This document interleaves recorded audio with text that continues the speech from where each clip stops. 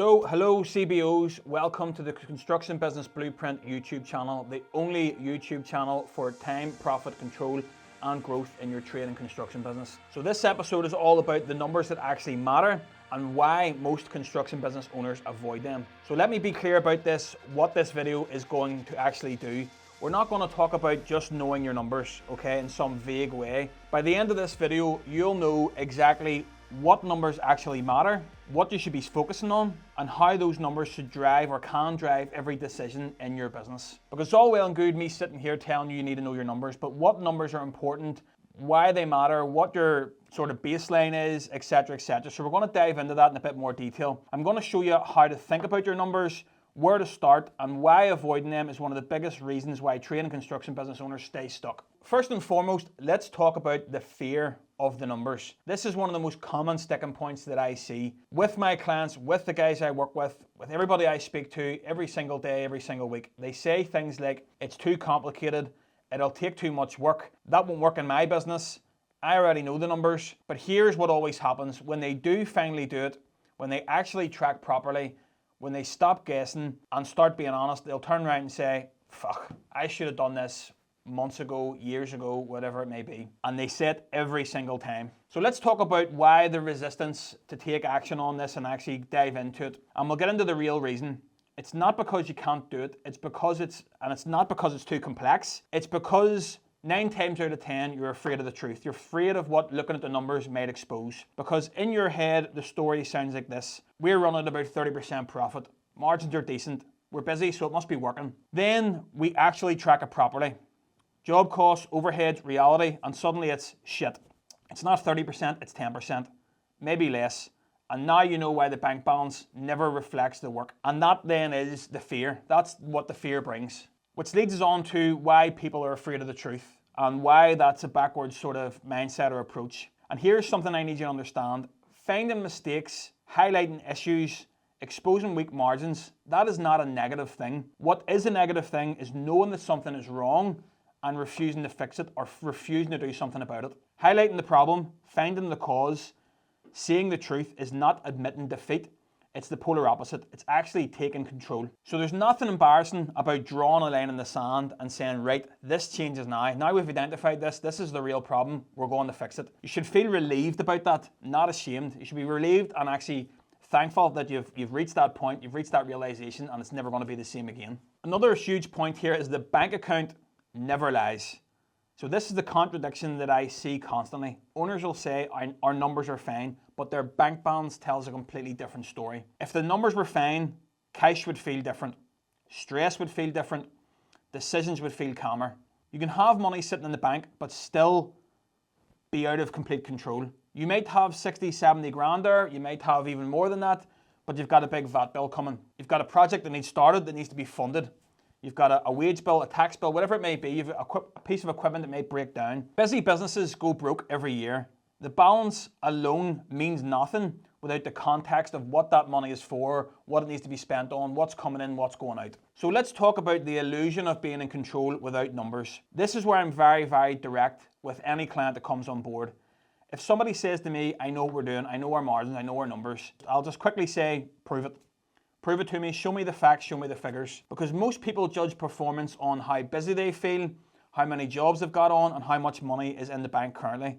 But those are feelings and not facts. Well, maybe not the money in the bank, but if you cannot see what's coming in or what's going out, you can't forecast that, then you are just touching on a real high level figure there with no context behind it. And yeah, some people are uncomfortable with that conversation or that question being put on the spot like that there, but I will never tell somebody what they want to hear. I will always tell you what they need to hear. And feelings don't run businesses, numbers do. So let's talk about what numbers are actually for, what they're there for, why we're tracking numbers.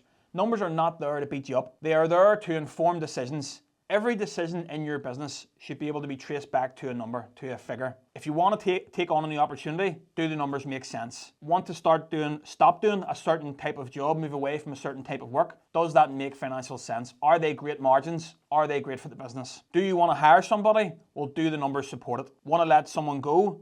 What do the numbers tell you? Want to invest in the business?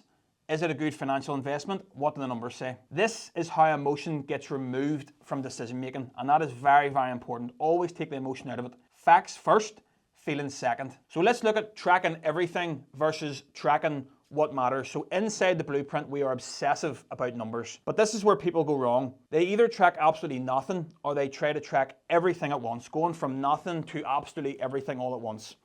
But both will fail. You don't need to drown yourself in spreadsheets. You don't need to overwhelm yourself at the beginning.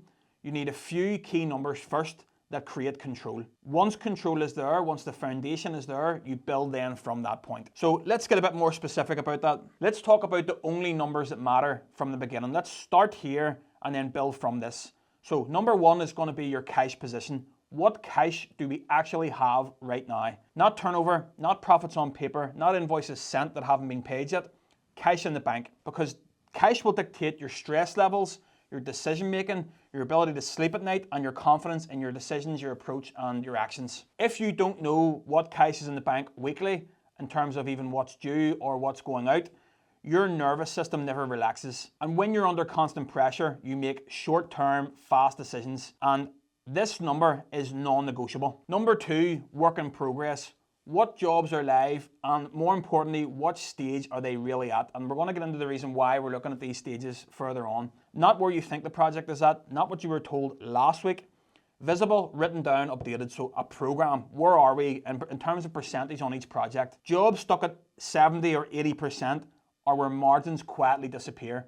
Maybe you've sort of assumed that you're at a certain point, you've claimed for a certain value, but then you seem to stick at that point for a long time, and that's where you're spending money without much coming in. So you maybe overclaimed initially, that money's now gone, and now you're having to fund the project out of your funds, if there is any, or out of your reserves. But also the work in progress needs to be that. It needs to be when it's in progress, not waiting to look at the project at the end. You know, you can't have that attitude of we'll sort it out at the end, we'll look at it at the end, see how the job went at the end. That's where businesses bleed. Work in progress, you know, progress against, you know, milestones, progress against cash claimed.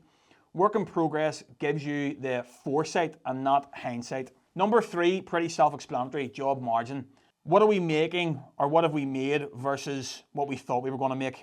So not at completion of the job, not at the end of the year, during the job as it goes live, day to day, week to week. Even rough tracking is absolutely powerful. So if you don't have, you know, spreadsheets, trackers in place like we do inside the program, and you're just doing this in pen and paper, doing this every couple of days or doing this once a week is a much easier, smaller, manageable task than trying to do it at the end of the job and trying to remember everything yourself. Because if margin slips early, you can still correct course. You can see things that are coming. You can, you know, you're going to stay ahead of the curve. Late information is useless information. It might as well never have happened. Number four is going to be then time versus output. This one will change everything for you. This is where most business owners are actually blind or don't really look at. It's about what your time is actually producing, where your energy is going versus where it should be going, and what problems keep repeating themselves. So the daily diary that we have a lesson on, and we have a YouTube episode on, is a massive one. If you want to revert back to that and go through that based on this topic here. Most business owners are busy all day, but move very little forward. They spend time solving the same repeat issues, answering the same questions, and fixing the same mistakes. But that's not effort, that's a design failure, like we touched on in the last episode. When you track your time against output, so when you actually even put an hourly rate on your time and you see where you're spending your time, like I've said this before as well, if you actually divided up what you're spending, how many hours you spend in your business, and divided that up into an hourly rate, it would absolutely sicken you. When you track your time against output, you start to see and identify what should be systemized, what should be delegated, and what should you never have been doing in the first place. And this is how you stop firefighting. So we're going to look at the one weekly health number and how this actually works. I want to really focus on this one point because this is where people tend to get confused. This is not a score out of 10. It's not a feeling. It's not a reflection. The weekly health number is one objective number that tells you if the business is stable or drifting. So think of it as like a baseline figure, a tolerance or a trigger that causes something to happen. So step one would be your baseline. You need to know what normal looks like in your business. So what does cash in the bank look like? What is a healthy bank balance? When you're looking at the bank balance, what do you expect to see? What should it not go below? Or, you know, if it goes above, great. But if what is the baseline that you kind of need to keep there in reserve in order to keep projects funded, to keep guys' overheads covered, to keep guys' wages covered, and all those things. Unpaid invoices. What number of unpaid invoices should you have at any time? So what are your payment terms? 7 days, 14 days, 30 days, 45 days, 90 days, depending on the size of the business. How many unpaid invoices is then a trigger for you, a red flag for you, something you need to then go into and act on? Are there invoices overdue, or is it typical in 1 month to have 4 or 5 invoices that are due at the end of the month? If that starts to creep to 6, 7, 8, 9, 10, then you need to step in. So you need to understand what that baseline is. Jobs over budget and jobs over program. So if you're looking at your budgets, you need to sort of have a baseline of where we should be against where we said we could be. That goes for percentage. So what you said your milestone would have been against your payments and where you actually are based on program. Are you ahead or are you behind? That's sort of the baseline. So what we're saying is, what is your new healthy normal? What is your normal of those figures? What are you measuring it against? Not perfect, but just normal. If you usually carry 60K in cash in your bank, that is your baseline. If unpaid invoice usually sit about 20K, that's your baseline. If it goes over it, then we've got a concern. This removes emotion immediately. By a quick glance, you will know how your business is performing. Step 2 then in this is tolerance. Define acceptable movement. For example, cash would usually a 60K. If it drops below 45, action needs to be taken. We need to step in quickly. Unpaid invoices creeping above 35, what do we tolerate? And that's a toleration level that we can't go beyond. Things need to be taken, action needs to be taken. More than 3 jobs over budget, we've got a serious problem here with either estimating or delivery. Movement inside this range is information. Movement outside it is a warning. So if we're just inside those sort of tolerance levels between 60 and 45, we know something's wrong. If it goes below that, there's a serious problem. That brings us on into the trigger that we talked about there, the stepping in point. This is where you act, and it's not panic, it's just acting. If cash drops below that trigger, you need to claw back the spending or chase cash. If invoices hit the trigger point, then you need to tighten your payment terms. Jobs over budget, hit the trigger. The trigger could be you need to review your estimating and site control your delivery team. Early, calm decisions. That's what you're trying to achieve here, and that's control. So why does all this matter? Most owners only realize something's wrong when it hurts, when it's too late, after the fact. The weekly health number stops surprises. It gives you awareness, control, and breathing room. And it removes, again, that emotional decision making that we want to avoid. So again, what's the exercise? How can you do this now? So take a notepad and write 3 headings: cash, jobs, and time. Under each one, write, what do I actually know right now? Do I know where I stand with cash? Do I know where the projects all sit? Do I know what I'm spending or wasting or doing whatever with my time? Anywhere you hesitate, that is where control is missing.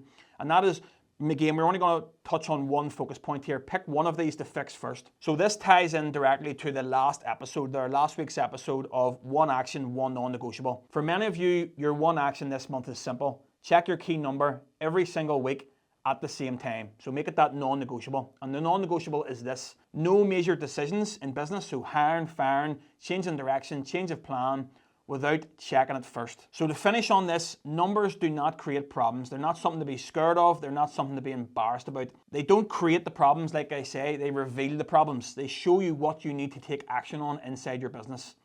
And revealed problems can be fixed. Hidden ones cannot be fixed. And if you want control, you need facts and you need to know your numbers.